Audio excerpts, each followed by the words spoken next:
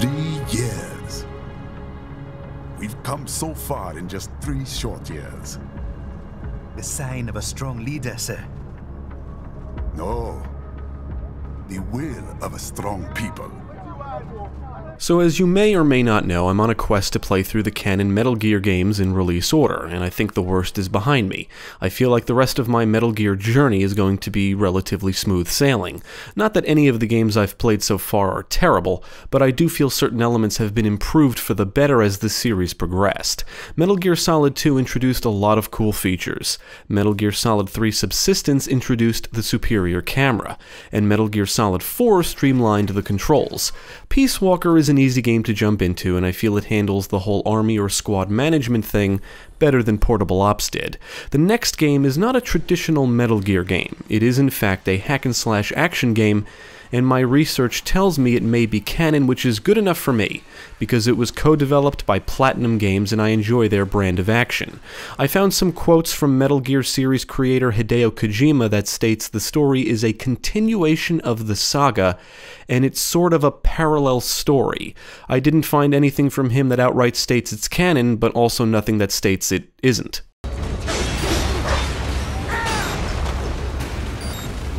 Developed by PlatinumGames and Kojima Productions and published by Konami Digital Entertainment, Metal Gear Rising: Revengeance was released for PlayStation 3 and Xbox 360 in February 2013 and PC in January 2014. For this review, I played the PC version. Rising has quite the backstory, but long story short, Kojima Productions ran into some difficulties during production of Metal Gear Solid Rising, and it was eventually cancelled until they met with PlatinumGames and agreed to let them work on it, and it was revamped and became Revengeance. If you've played other games developed by Platinum, you should know what to expect going into this. If you've seen the action cutscenes featuring Raiden in Metal Gear Solid 4 and wish that action was actually playable, Metal Gear Rising: Revengeance aims to deliver, or so it seems. This review will contain some spoilers, so if you're sensitive to spoilers, now is the time to stop watching. You have been warned. Now let's take a look at Metal Gear Rising: Revengeance and see what it's all about. Adiós, amigos. ¿Viste? Qué raro, ¿eh? Hay que hacer que no lo vimos. Vámonos ya. There's a lot of things I like about Rising, and the story is one of them. Not that it's the greatest story ever told, but it does embrace the ridiculous. Rising goes above and beyond whatever you may have thought was ridiculous or insane about the prior games. Set after the events of Metal Gear Solid 4, the player assumes the role of returning protagonist Raiden, now a cyborg who works for the private military company Maverick Security Consulting. The story follows Raiden as he pursues rival PMC Desperado enforcement, who are basically just evil. They reap the benefits of conflict and have their hands in some pretty vile shit, including harvesting the brains of children. Break that glass, and I'll blow his brains out.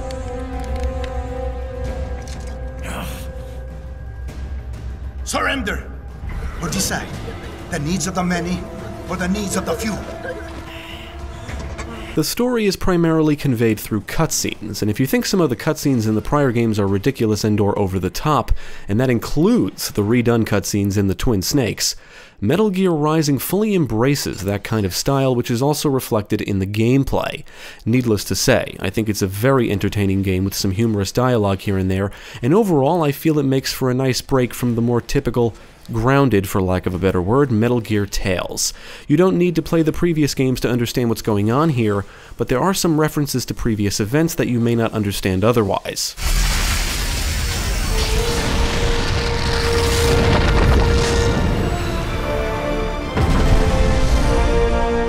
One negative thing I will say about this game is that it's a bit on the short side. The main story took me a little over 5 hours to beat.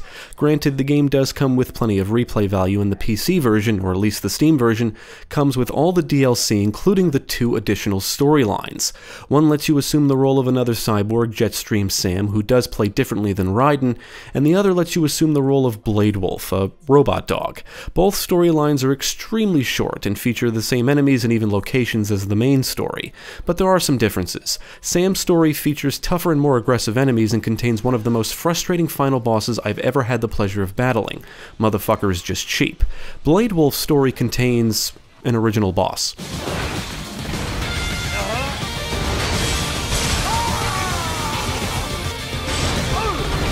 Now, when it comes to the gameplay, I'm going to say up front that I love this shit, but it's not my favorite Platinum game. There's a lot of little things that I feel bring it down a bit, but let's talk about what it does and the positives first. You run around the environments hacking and slashing enemies to pieces. You can cut them in half and literally chop them up into pieces. It's violent, it's gory, it's fast-paced, and there is depth to the combat. It's awesome, a lot of fun. You are scored and ranked at the end of each battle and chapter and earn battle points that can be spent to customize Raiden. You can buy different bodies, weapons, upgrades, and skills. Raiden's primary weapon at the start is a blade, and you will unlock secondary weapons that need to be purchased as you progress. You can acquire sub-weapons and items in the environments, including rocket launchers, grenades, healing items, and even a Metal Gear staple, the cardboard box.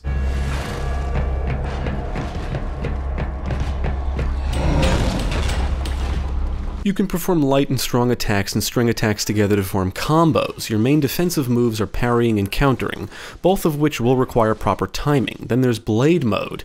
You can enter Blade Mode at the press of a button to manually slice through enemies and/or objects. If your fuel cell gauge is full, you'll enter Slow Mode during Blade Mode, which does consume fuel cell electrolytes in the process, and it can be replenished by attacking enemies. If you manage to strip the armor from an enemy, a critical kill box will appear while in Blade Mode that you can slice through, which will then allow Raiden to reach into their bodies and pull out their organs or parts or whatever they are and crush them, replenishing his health and fuel cells instantly.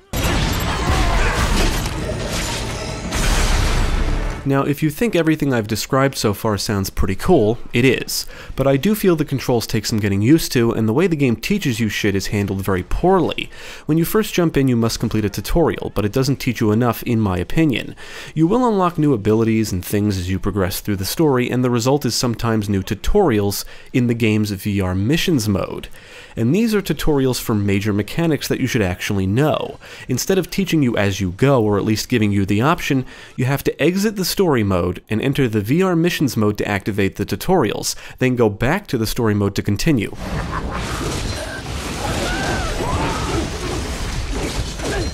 There are some things about Rising that make it frustrating, and some other things that I feel aren't necessarily a problem but should be altered in some way. First of all, the camera is problematic despite the fact you can control it manually. Even with the lock-on mechanic, the camera will often be positioned in spots that make it hard to see what's going on. And since you're often outnumbered, it's not uncommon to get attacked by enemies you cannot see. What makes this a really annoying problem is how parrying works. If playing with a controller, you have to tilt the stick towards the attacking enemy and tap the light attack button at just the right time.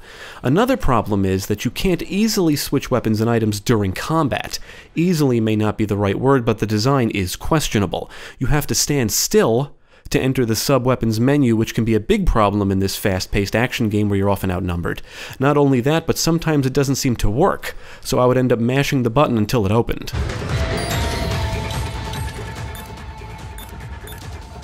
Now I'll talk about some things I feel aren't necessarily problematic but could be improved. First, the forced codec sequences. Whenever Raiden enters a codec interaction, you'll be forced to walk for some reason. You can skip through these, but if you're interested in the plot, you'll want to hear them through. This actually isn't uncommon for a Metal Gear game. In fact, the action in most of the previous games would come to a halt to convey a codec or radio interaction. But Rising is quite different than your typical Metal Gear game. As a result, the pacing can sometimes feel inconsistent. It's like battle codec, battle codec, battle codec. It's annoying. Why are we forcing the player to a walking speed? Why? Seems unnecessary. Then there's the stun attacks. Certain attacks will stun your character, which isn't a problem. But forcing the player to flick the stick back and forth to get out of it is. It's just annoying.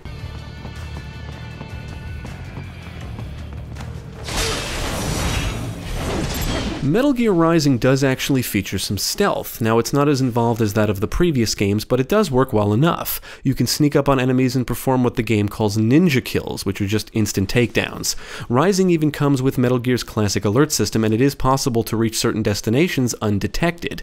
At the press of a button, you can activate AR mode, or AR vision, which simply highlights enemies and important things in the environments. Granted, I found engaging enemies to be the more enjoyable approach since the action is the real meat of the game, but every so often I would sneak around.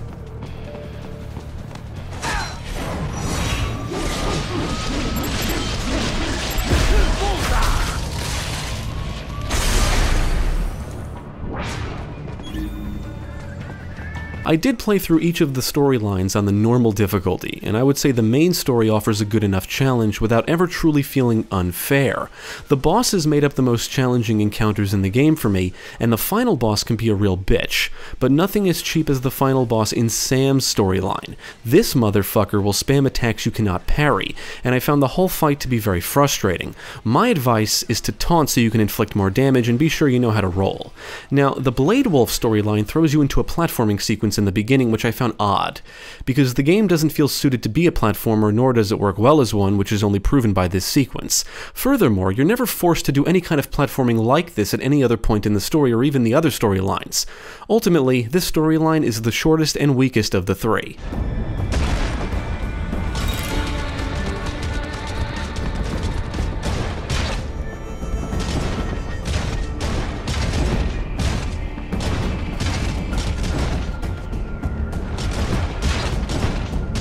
The main story will take you to a good variety of environments, all of which are primarily linear with some branching paths and areas off to the sides, and the DLC storylines take you to several of the same areas. Environments are often populated with enemies standing or patrolling around, and some should be familiar to Metal Gear veterans. The environments do contain weapons and item boxes lying around, and there are collectibles to find. These include unlockable VR missions, data storage, and left arms. Yes, left arms. Certain enemies have a left arm with a unique ID chip. Sever the arm, and it's yours.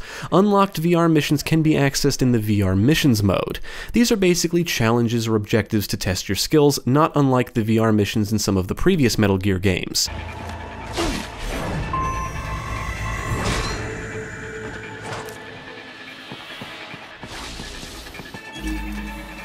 I liked the overall presentation of Rising. The cutscenes are well directed and edited and are entertaining to watch. The presentation is somewhat colorful, the environments are detailed, the animations are good, and I was impressed with the detailed cuts and slices. They are reflected appropriately, and spilling blood and chopping up enemies to pieces is very satisfying.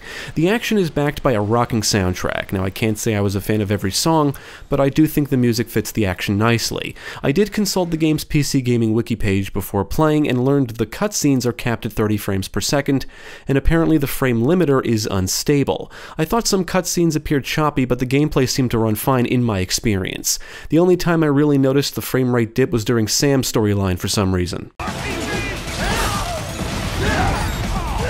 I love Metal Gear Rising and did enjoy it overall, but I feel it could have been better. It's got some noticeable issues and questionable design choices that I think hold it back a little. I was able to tolerate the quick-time events and poor tutorial implementation, but the camera can really make things frustrating, which becomes more of a problem as the game goes on because things just get more challenging. With how fast-paced and hectic the action can be, and because of how the game controls and how certain mechanics work, the player shouldn't also have to fight the camera. Not being able to easily switch weapons and items is a problem, and forcing the player to stand still to enter the sub-weapons menu is an odd design choice and annoying. Rising is the kind of game you get better at the more you play, and despite the rather short story, the game gives you plenty of reasons to return. Multiple difficulty levels, the scoring system, the unlockable content, plenty of incentives to keep the player coming back. It really is a great action game, but a lot of the little things, little annoyances, simply add up after a while, and some of the issues can actually make things more frustrating than they need to be.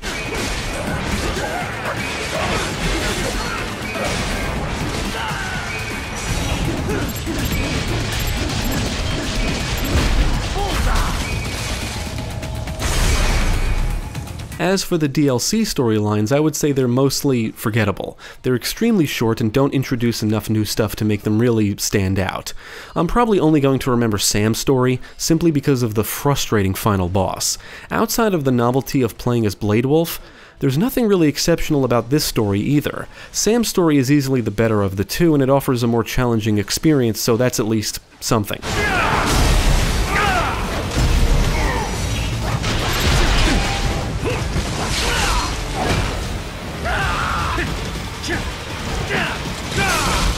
I would recommend Metal Gear Rising: Revengeance because, overall, it's fun.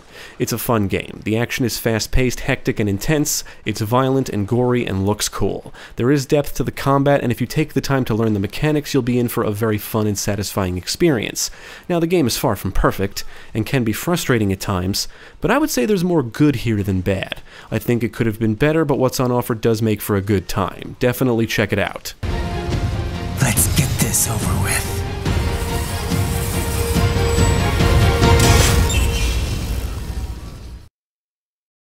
Thank you for watching. If you enjoyed this video, check out the rest of our channel, follow us at the links below, and you can also support us on Patreon. If you're interested in more gaming content, check out our friends over at Gamecast.